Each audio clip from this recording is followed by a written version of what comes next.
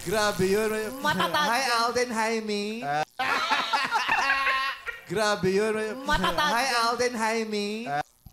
Welcome back.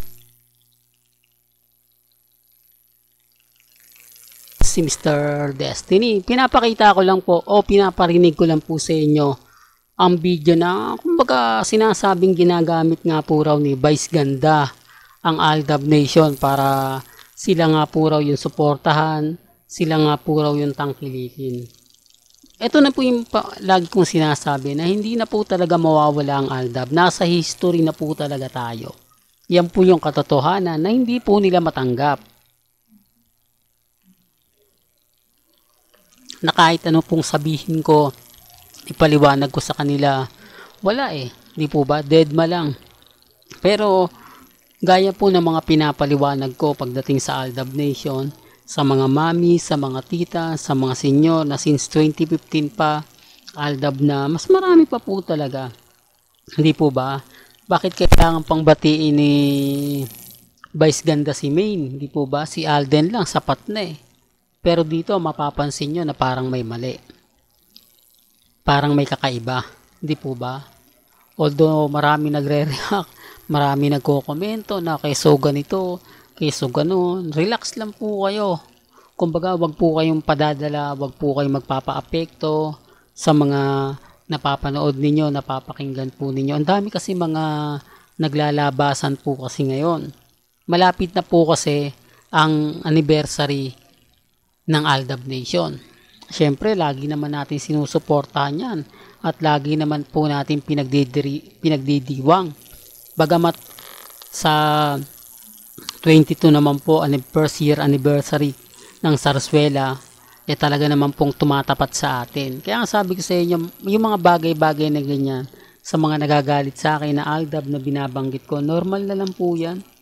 Sabi ko nga po sa inyo, hindi ako basta-basta nagpapa-apekto, hindi ako basta-basta nagpapatalo. Basta kung saan tayo, kung ano yung sa palagay ninyo, kung ano yung sa tingin ninyo na sinasabi ng iba, pinapaliwanag ng iba, relax lang. Ako naman po, hindi naman po ako basta-basta nagpapadaig sa mga bagay na ganyan. Basta pagka may nakita akong update, ibibigay ko sa inyo. Di po ba? Although ngayon sila Mengay si Alden, wala naman pong ganap.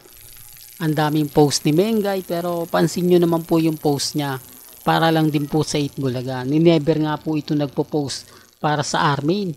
Di po ba? O, real talk. Kaya nga po sabi ko sa inyo, walang sinasabi si Maine sa Itbulaga. Hindi ginagamit ni Maine ang Itbulaga para sa mga Armin. Bagamat marami nagsasabi, dapat pinopromote ni Maine yan. Sayang yung mga mga fans niyang Armin, di po ba?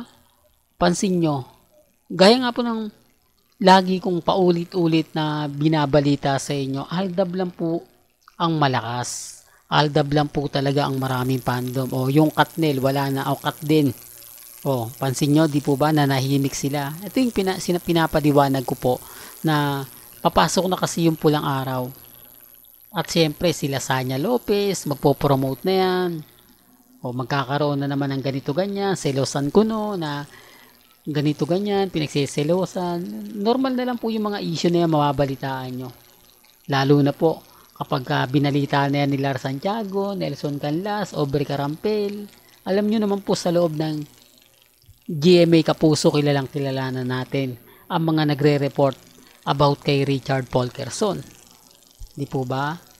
Well, hanggang dito na lang po yung updates natin Kaya kung gusto niyo pa po ng pinaka-latest at sariwang update, abay tumutok lang po kayo dito po sa channel ni Mr. Destiny para updated kayo sa mga latest at sa mga bagong video po na ilalabas po natin maya-maya lang. Hanggang sa muli, salamat po sa panonood at pakikinig.